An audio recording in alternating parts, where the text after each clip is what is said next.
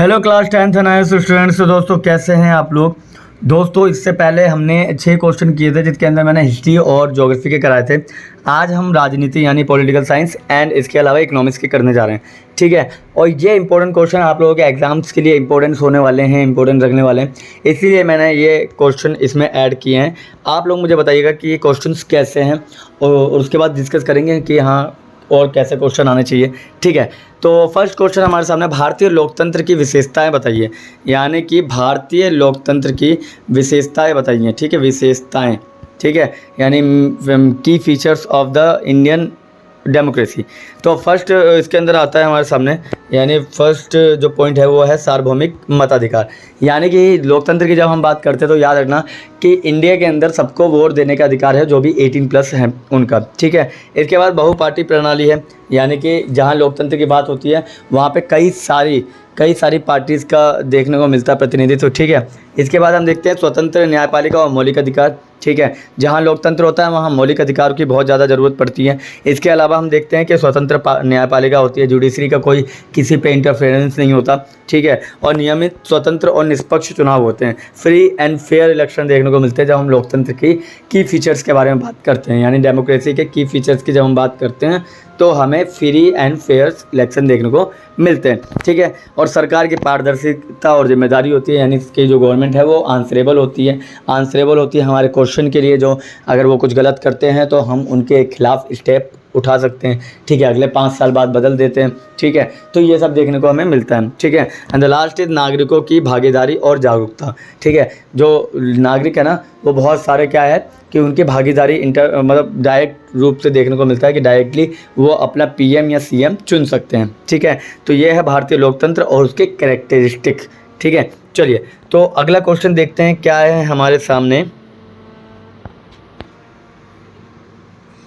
तो next question हमारे सामने, चुनाव प्रक्रिया और उसके महत्व बताइए, यानी कि इलेक्शन प्रोसेस और उसकी इम्पोर्टेंस के बारे में बताइए।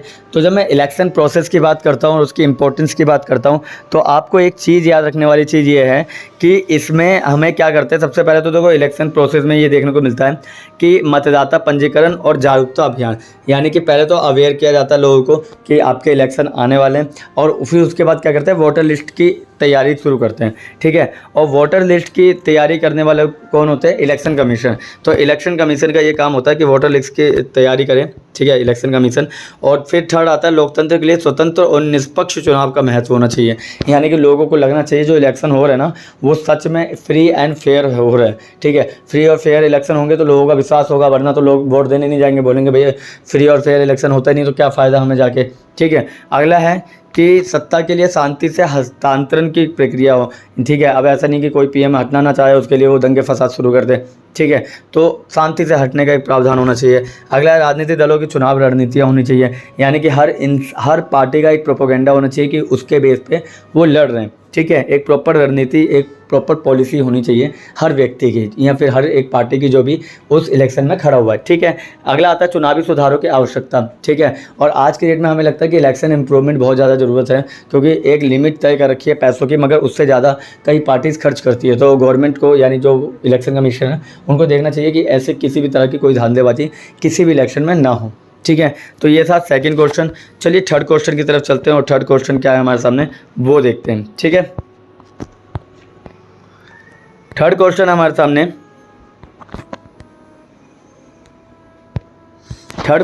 सामने, राजनीतिक दलों की भूमिका बताइए।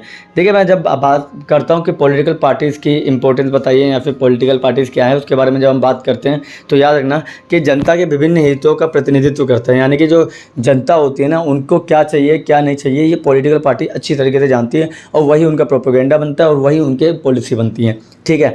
और दूसरा है नीतियों का निर्माण करना, यानी पॉलिसी मेकर होते हैं ये लोग, ठीक है। और डायरेक्टली चुनाव के अंदर खड़े होते हैं, ठीक है। राजनीतिक दलों के बारे में बात कर रहा हूँ मैं, ठीक है। इसके बाद जनसाधारण की राय होती है, ठीक है। आम लोगों की राय होती है कि किसको इस बार जिताना चाहिए किसको नहीं जिताना चाहिए। भागीदारी का अवसर मिलता है, बढ़ावा मिलता है इस चीज़ को, ठीक है। सरकार को जवाबदेह ठहरना पड़ता है, यानी कुल मिला के ये है कि सरकार जो होती है ना गवर्नमेंट जो होती है वो रिस्पॉन्सिबल होती है, ठीक है। पॉलिटिकल पार्टीज़ रिस्पॉन्सिबल होती है जो भी चीज़ वो कहती हैं और उनको ना करे तो आप उनसे सवाल कर सकते हैं। अगला है राजनीतिक स्थिरता को बनाए रखता है, ठीक है, यानी कि गवर्नमेंट के अंदर कोई ना कोई होती है। देखो गवर्नमेंट किससे बनती है, राजनीतिक पार्टी से तो बनती है, कोई राजनीतिक पार्टी होगी वही जो गवर्नमेंट चला रही है, ठीक है, तो इससे राजनीति भी चलती रहती है। एंड द लास्ट इज लोकतंत्र के सिद्धांतों की रक्षा करता है, यानी डेमोक्रेसी जो है, डेमोक्रेसी भी तय करता है कि पॉलिटिकल पार्टीज़ का होना जरूरी है, वरना पॉलिटिकल पार्टीज़ नहीं होगी तो फिर डेमोक्रेसी का मतलब ही नहीं बनेगा, ठीक है, समझ में आ गया। तो ये राजनीति के 3 क्वेश्चन थे, ठीक है, और तीनों इंपॉर्टेंट थे और इसको कर लीजिएगा। चलिए अब हम इकोनॉमिक्स के देखने वाले 3 क्वेश्चन कौन कौन से होंगे, ठीक है। तो अगला इकोनॉमिक्स से है, भारतीय कृषि के प्रमुख मुद्दों के बारे में बताइए, यानी भारतीय कृषि जो है ना उसके प्रमुख मुद्दे कौन कौन से हैं उस पर बात करिए। इंडियन एग्रीकल्चर के प्रमुख स्टेप्स या प्रमुख ठीक है स्टेप्स ही बता दीजिए। तो पहले तो है मानसून पर निर्भरता और जल संकट। आज की डेट में हम जानते हैं कि हमारी जो कृषि है वो सारी की सारी किस पे है, मानसून पे डिपेंडेंट है, ठीक है, और इसके अलावा इसलिए हम देखते हैं कई राज्यों के अंदर कृषि ढंग से नहीं हो पा रही, क्यों, क्योंकि जल संकट बहुत ज़्यादा बढ़ चुका है, ठीक है। इसके बाद हम देखते हैं भूमि अवनति और मिट्टी की उर्वरता में कमी, ठीक है, यानी कि सॉइल फर्टिलिटी में कमी देखने को मिलती है और इसके अलावा भूमि के अंदर भी दिक्कत देखने को मिलती है, ज़मीन वगैरह में, ठीक है। अगला है आधुनिक तकनीक और अवसंरचना की कमी। आधुनिक तकनीक के कारण कहीं ना कहीं हम देख रहे हैं कि पुरानी ट्रेडिशनल जो खेती होती थी ना वो भी अब अपना रूप खो चुकी है, ठीक है। इसके अलावा किसानों का ऋण, आज की डेट में किसानों पर इतना ऋण थोप रखा है सरकार ने कि हर साल कितने किसान होते हैं जो फांसी लगा लेते हैं, आपने भी देखा होगा, ठीक है। इसके अलावा कृषि उत्पादों की बाजार में पहुंच, ठीक है, और कृषि उत्पादों की बाजार में जो पहुंच होती है वो भी कम रेट पे होती है, इससे भी प्रॉब्लम क्रिएट होती है।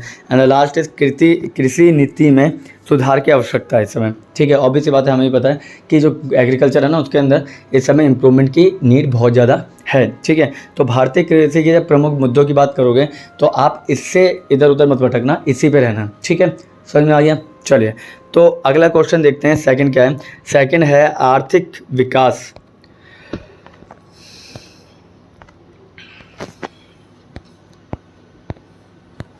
तो सेकंड क्वेश्चन आता है कि आर्थिक विकास और पर्यावरण संरक्षण के बीच संबंध बताइए, यानी कि आप ये मानिए इकोनॉमिक डेवलपमेंट, ठीक है, और इसके अलावा इन्वायरमेंट डेवलपमेंट के बीच में, इन्वायरमेंट कंजर्वेशन के बीच में डिफरेंस बताइए, या फिर दोनों के बीच में वो बताइए, रिलेशन बताइए, ठीक है। Economic development and environment conservation के बीच में एक रिलेशन बताना है। तो पहले तो है सतत विकास की अवधारणा, यानी कि इसका मतलब है कि वो ना एक था, क्या बोलते हैं, सतत विकास, पोषणीय विकास की बात करते हैं ना जब हम, तो याद रखना उसको इंग्लिश में क्या बोलते हैं, sustainable development.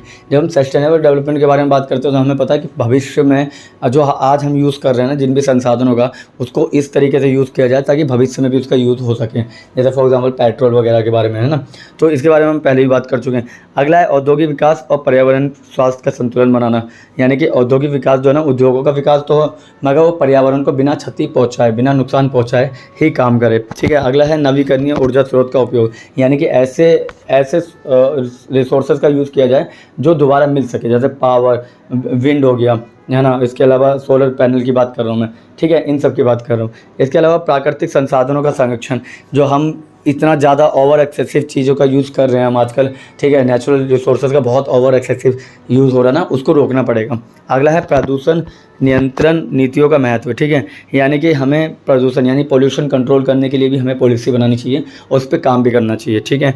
And the last is सामाजिक और आर्थिक लाभ के लिए एकीकृत दृष्टिकोण, यानी कि हमें सोशल और इकोनॉमिक दोनों डेवलपमेंट पर जब हम बात करेंगे तो ही हम इन्वायरमेंट को बचा पाएंगे, ठीक है। और ये प्रत्येक वर्ग की बात कर रहा हूँ मैं, सिर्फ गरीबों या अमीरों की बात नहीं कर रहा, हर वर्ग को मिलके काम करना पड़ेगा, साझा यानी एक रूप में, एक साथ में काम करना पड़ेगा, तभी कहीं ना कहीं हमें चेंजेस देखने को समाज में मिलेंगे।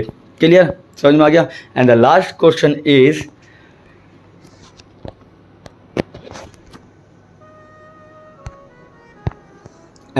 क्वेश्चन इज स्वदेशी उत्पादों के महत्व, यानी कि स्वदेशी उत्पादन का मतलब होता है कि आप मुझे बताइए, ठीक है, कि कमेंट में आप बताइएगा कि स्वदेशी को इंग्लिश में क्या बोलते हैं, ठीक है। आप स्वदेशी उत्पादों के महत्व की बात बोलो तो पहले ये मान लो कि भारतीय उत्पादों की महत्व की बात कर रहे हैं, यानी इंडियन प्रोडक्शन के इम्पोर्टेंस के बारे में बता रहा है। तो पहले तो ये है कि देखो, अगर हम इंडिया के अंदर प्रोडक्ट बनाएंगे तो हमारी अर्थव्यवस्था अच्छी होगी वहाँ की, ठीक है, इकोनॉमिक अच्छी होगा, ठीक है, और दूसरा रोज़गार बहुत अच्छा मिलेगा, ठीक है, रोज़गार, ठीक है, एम्प्लॉयमेंट। और अब देखो हमारे जैसे फॉर एग्जाम्पल अब बुराड़ी में रह रहे हो, संतनगर में रह रहे हो, या फिर जहाँ भी रह रहे हो, सराय पीपल खाना हो गया, बहुत सारी जगह है, आप वहाँ पे रह रहे हो, अगर वहीं पे फैक्ट्री बनेगी तो वहाँ के लोगों को रोज़गार मिलेगा, है ना। तो दूसरा है कि आयात पर निर्भरता को कम करना, ठीक है, जो इंपोर्ट हो रहा है उसको कम से कम करेंगे तो जाहिर सी बात है हमारा पैसा भी कम जाएगा दूसरे देशों में, ठीक है। इसके अलावा राष्ट्रीय गर्व और आत्मनिर्भरता को बढ़ावा, है ना, इंडिया के अंदर है ना मेक इन इंडिया पॉलिसी, ठीक है। अब मेक इन इंडिया पॉलिसी अच्छी होगी तो दुनिया हमारे पास हमारे प्रोडक्ट खरीदने के लिए आएगी, ठीक है, ना कि हम चाइना के प्रोडक्ट खरीदेंगे, ठीक है। अगला स्थायी और नैतिक उपभोग को प्रोत्साहित करना, ठीक है, और परमानेंट और मॉरल जो कंज्यूम है ना उनको रोक सकते हैं हम, ठीक है। अगला है कृषि कारीगर को समर्थन देना, यानी जो एग्रीकल्चरल कृषि कारीगर है ना उन दोनों का समर्थन हम बेहतर दे सकते हैं इस पॉलिसी के तहत, ठीक है। एंड द लास्ट इज़ आर्थिक विकास में योगदान। सबसे बड़ी बात है कि इकोनॉमिक डेवलपमेंट बहुत ज़्यादा हमें देखने को मिलेगा, क्योंकि इकोनॉमिक डेवलपमेंट में इसका बहुत ज़्यादा कंट्रीब्यूशन होगा, ठीक है, समझ में आ गया। तो ये थे हमारे 6 क्वेश्चन, और अगर आपको ये PDF चाहिए तो आप नीचे दिए हुए नंबर पर मैसेज कर सकते हैं या फिर आप कमेंट भी कर सकते हैं, ठीक है। अगर किसी नए टॉपिक पे आप लोगों को अगर चाहिए मुझसे वीडियो तो आप उसके लिए भी कमेंट कर सकते हैं, ठीक है। चलिए तो आज के लिए बस इतना ही, मिलते हैं कल किसी और वीडियो में, तब तक के लिए थैंक यू और धन्यवाद।